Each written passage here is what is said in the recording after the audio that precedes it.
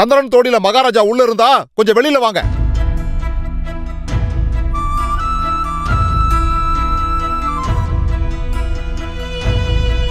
மகாராஜா தான்டா.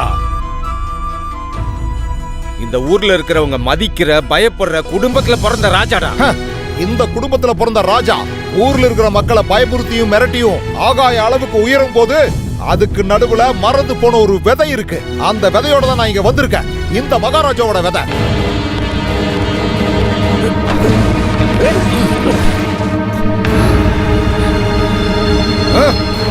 இங்க பாரு, எவ்வளவு பெரிய பொண்ணா இருக்கான்னு பாரு. இவளுக்கு செய்ய வேண்டிய கடமையெல்லாம் செய்ய வேண்டியது வெட்டுக்கான வேலாயுதம் கிடையாது. இவ பொறுப்புக்கு காரணமானவன் தான். பெரியவங்க சொல்லியிருக்காங்க, கொன்றார் பாவம் தின்றால் போச்சுன்னு. இந்த மாதவனோட மான மரியாதையெல்லாம் கணக்குல வச்சு நான் அதுல ஒரு திருத்தம் செய்யறேன். விதைச்ச பாவம் அறுவடை பண்ணா சரியாயிடும்.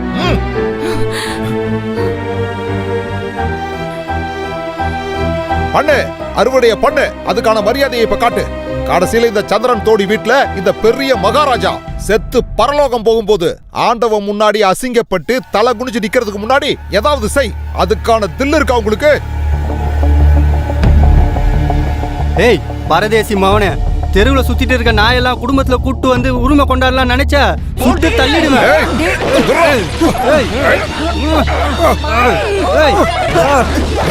தனியா ஓடி ஜெயிச்சு இவ்வளவு தூரம் வந்த ஏன் நெஞ்சிலேயே ரட்ட கொல் துப்பாக்கி வட காட்டுற. இவ்வளவு நாளா நீ வாழ்ந்த சொகுசு வாழ்க்கைக்கும் விதவிதமா அனுபவிச்சதுக்கும் முடிவு காட்டா. இந்த கையை இப்படி மண்டைக்கு புடிச்சு அடி வயித்துல ஒரு குத்து குத்துனா அப்புறம் பொண்டாட்டி தொட்டில் போட்டு தாளாட்டு பாடுறதுக்கு நீ என்ன யாக பூஜை நடத்தினாலும் ஒரு குழந்தை பிறக்காதுடா பரதேசி பயல.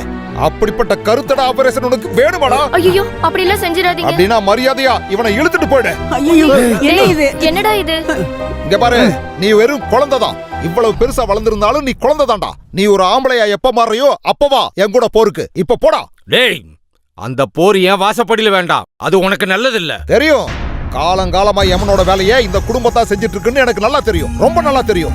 அதை அனுபவிச்ச ஒரு அப்பனோட புள்ளதானா. அன்னைக்கு என் அப்பனோட உயிரை காப்பாத்துங்கன்னு கெஞ்சி உன் காலை பிடிச்சு கண்ணீர் விட்டப்போ காலாலேயே மிதிச்சு வாசப்படிக்கு வெளியே தள்ளி நீ சொன்ன ஒரு வார்த்தை ஜென்மத்துக்கு மறக்க முடியாது. யாருக்கிட்டையும் எந்த புகாரும் சொல்லாம பெத்த அம்மாவோட கண்ணீரை சாட்சியா வச்சு 10 வயசுலயே என் அப்பனை பொதிக்க குழி தோண்டு வந்தானா. அன்னைக்கு அவ்வளவு மழையில நான் நனைஞ்ச போதும் குளிர்ல நான் நடுங்கல. ஏன் தெரியுமா? எனக்குள்ள ஒரு நெருப்பு இருந்துச்சு. எவ்வளவு தண்ணி ஊத்தினாலும் அணையாத நெருப்பு. அது இப்பவும் எரிஞ்சுக்கிட்டே தான் இருக்கு நெஞ்சுக்குள்ள. ஏற்கனவே பட்டாசு வெடிக்க வச்சு ஊர்ல இருக்கிற அப்பாவிங்களை சாகடிச்ச மாதிரி எங்கிட்ட ஏதாவது வித்தைய காட்டின கொல்லி போட்டுருவேன். நான் மறுபடியும் சொல்றேன், நல்லா கேட்டுக்கோ. உன்னை சாகடிக்க போலீஸ் யூனிஃபார்ம் வேண்டாம். என் அப்பா ரத்தம் போதும். இங்க பாரு, நானும் இவனும் இதே ஊர்ல பிறந்த பிச்சைக்காரங்க தான். அதுக்காக கண்டவனெல்லாம் வந்து எங்களை ஆட்டி படைக்கணும்னு நினைச்சா அதை நினைப்போட வச்சுக்க. இவளுக்கு நான் துணையா இருப்பேன்.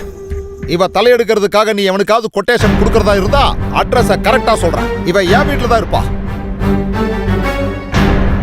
அப்புறம் இன்னொரு விஷயம், இவனை மாதிரி குழந்தைகளை விட்டு என் கூட சண்டை போட வேண்டாம். நல்ல பலசாலியா இருக்கிற ஒரு ஆளை அனுப்பு. ஒருத்த இதுக்கு 5 பேர் அனுப்பியா. சந்திரன் தோடியில மாதவ மாமா, உங்களுக்கு தெரியாத ஒரு விஷயத்த சொல்றேன். நம்ம இந்திய தேசம்ங்கிற வார்த்தையோட அர்த்தம் முத்தைங்கா கூலி பஞ்சாயத்து மட்டும் இல்ல.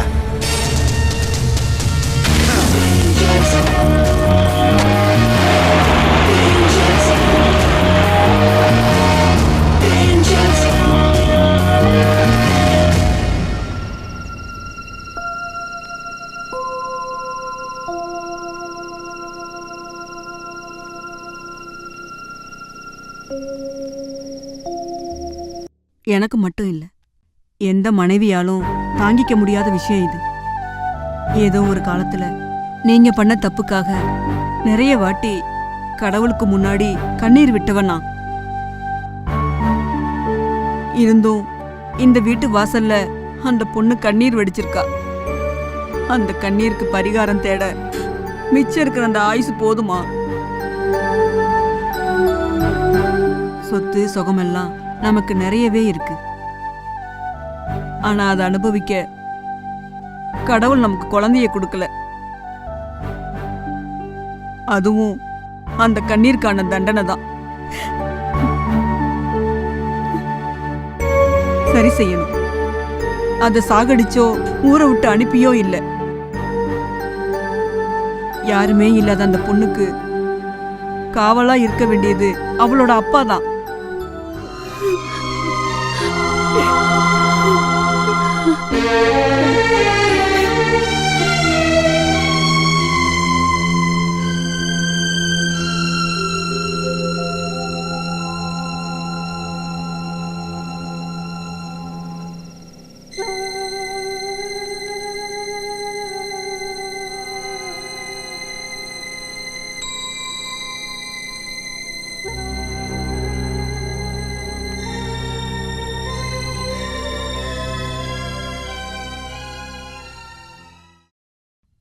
இங்க தெரியாதவங்க யாரும் கிடையாது.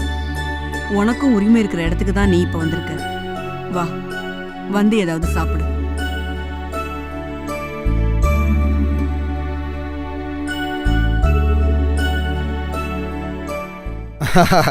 சிக்கன் 65, சிக்கன் 45 நல்லா சொல்லி விதவிதமா செஞ்சு கொடுக்கறதுக்கு எங்கிட்ட சிக்கன் ஸ்டால் எதுவும் இல்ல. என்னால முடிஞ்ச அளவுக்கு ஒரு குழம்பு, ஒரு பொரியல், ஒரு அப்பளம், அப்புறம் இந்த ஜான்சனோட ஸ்பெஷல் தேங்காய், சாம்பார், வெங்காயம், இஞ்சி, பச்சை மிளகாய் எல்லாத்தையும் அரைச்சு அதுல கொஞ்சம் தேங்காய் எண்ணெய் ஊத்தி அப்புறம் புளிக்கரசல கொஞ்சம் ஊத்தி சாப்பாடோட பிசைஞ்சு சாப்பிட்டா ஆஹா. சோறெல்லாம் எடுத்து வச்சிருக்கேன், அம்மாவும் பொண்ணு போய் சாப்பிடுங்க. வாமா. எனக்கு பசிக்கல. இந்த டயலாக நான் எதிர்பார்த்தது தான். சின்ன வயசுல இருந்து நான் நிறைய தடவை இதை கேட்டிருக்கேன். இதோ இங்கிருந்து வயிற்ற கட்டி வாயை கட்டி தொண்டை வறண்டு போற அளவுக்கு பாட்டு பாடி அதுல கிடைக்கிற காசுல அரிசி வாங்கி இந்த அம்மா கிட்ட கொடுக்கும் போது அம்மா சொல்லும், எனக்கு பசிக்கலன்னு. அம்மாவோட நினைப்பு அப்பன மாதிரியே ஆளுங்களை அடிச்சு வாங்கிட்டு வர்ற காசு தான் இதுன்னு. ஆனா உண்மை எனக்கு தானே தெரியும்.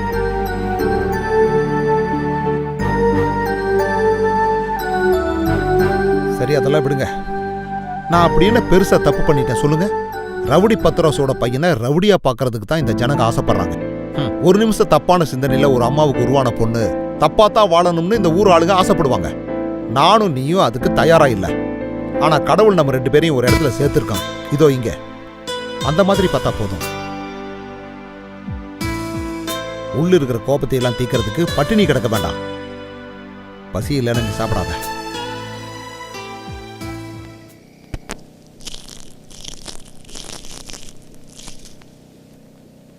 மே I come in sir? Yes, come in. அவசரமா பார்க்கணும்னு சொன்னீங்க.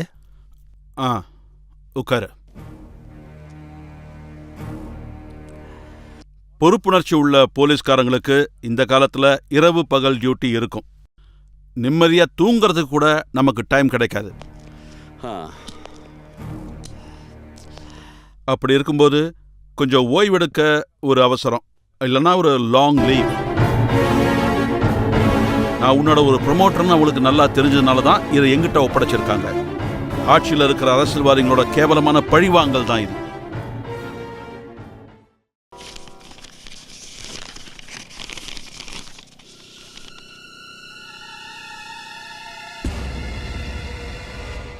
சந்தோஷமா இருக்கு. இதை நான் எதிர்பார்த்தது தான். ஆனா இவ்வளவு சீக்கிரம் இப்படி ஒரு தூக்க மாத்திரை சந்தோஷம் சார்.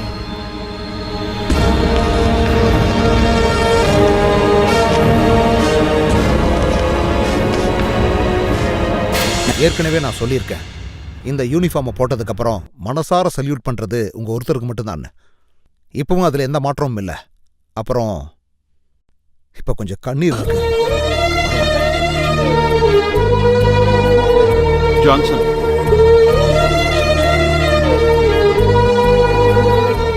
நீ என்னோட ஜூனியர் ஆஃபீஸர் கிடையாது, நீ என் தம்பி தான். முதல் தடவையா இருக்கிறதுனால தான் இப்படி எல்லாம். இதுவரைக்கும் என்னோட சர்வீஸ்ல இதை விட ஹெவி டோஸ் உள்ள தூக்க மாத்திரைகளை நிறைய பேர்கிட்ட இருந்து நான் அழுதுகிட்டே அவங்க முன்னாடி சல்யூட் அடிச்சு நான் இந்த பேப்பர்ஸை வாங்கியிருக்கேன். அப்படிப்பட்ட ஒருத்தன் இங்க இருக்கும்போது இப்படிப்பட்டவனை ரொம்ப நாள் தூங்கறதுக்கு நான் விட்டுட மாட்டேன். போ.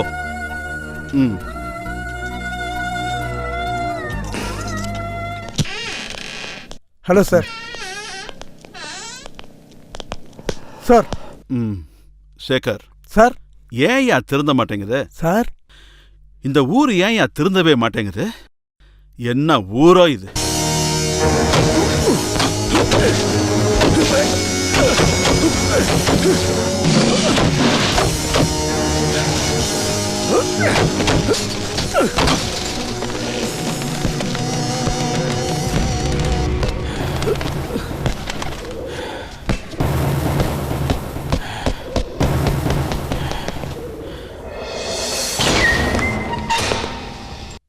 பிரமாதம், தூள் கலப்பிட்ட.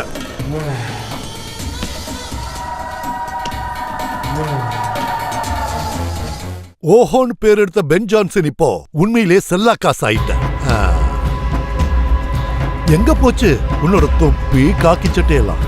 ஆம்பளைங்க கழுட்ட வச்சுட்டானுங்கல்ல.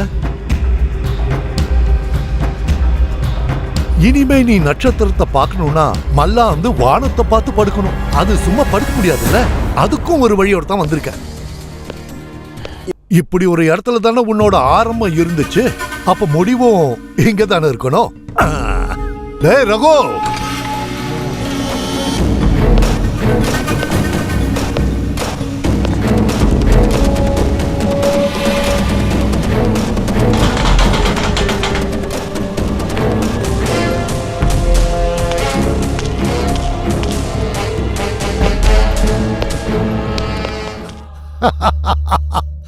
ஒரு விஷயம் சொல்லட்டா?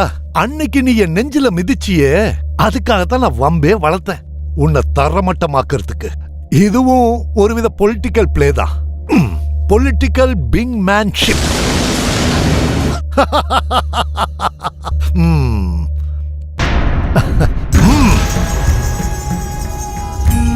ரபின் பீட்டர் பென்சான்சன், நீ இந்த மண்ணில கால வச்ச அன்னைக்கு எங்க நெஞ்சில ஆரம்பிச்சு வச்ச விளையாட்டு ஃபர்ஸ்ட் ஆஃப்ல நகராம அப்படியே நிக்குது.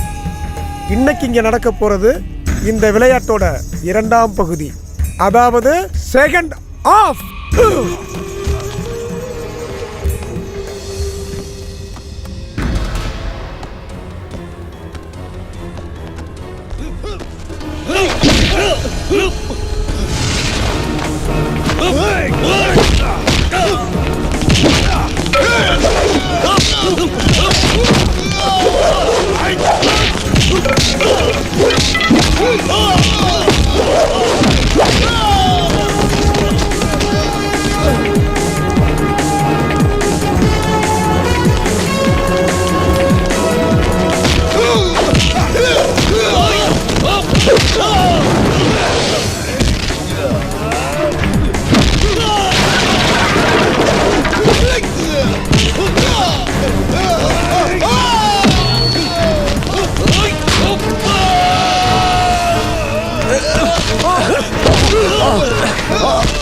ஃபர்ஸ்ட் ஹாஃப்ல அடி வாங்கிருக்கீங்கல்ல, கூட்டிட்டு வாங்கடா.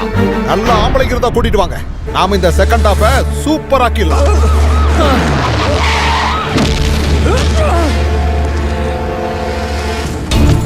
நான் தான் ஷரஃபுதீன், இந்த ஸ்டேஷனோட புது எஸ்ஐ. கேப்பும் யூனிஃபார்ம் இருந்தா நீ எவன் நெஞ்சிலையும் கால் எடுத்து வைப்பல.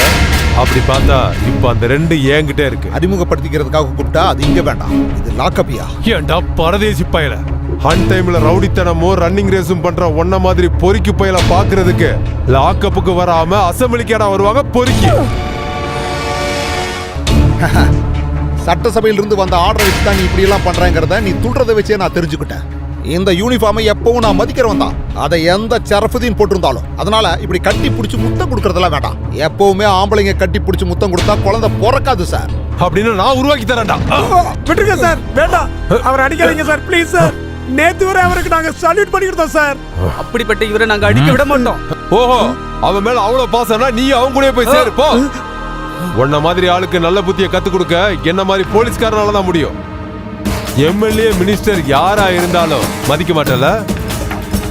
அவங்களுக்குலாம் எவ்வளவு பவர் இருக்குன்னு காட்டதான் நான் இந்த ஸ்டேஷனுக்கு வந்திருக்கேன். இன்னையோட ஆட்டத்தை முடிக்கிறேன்.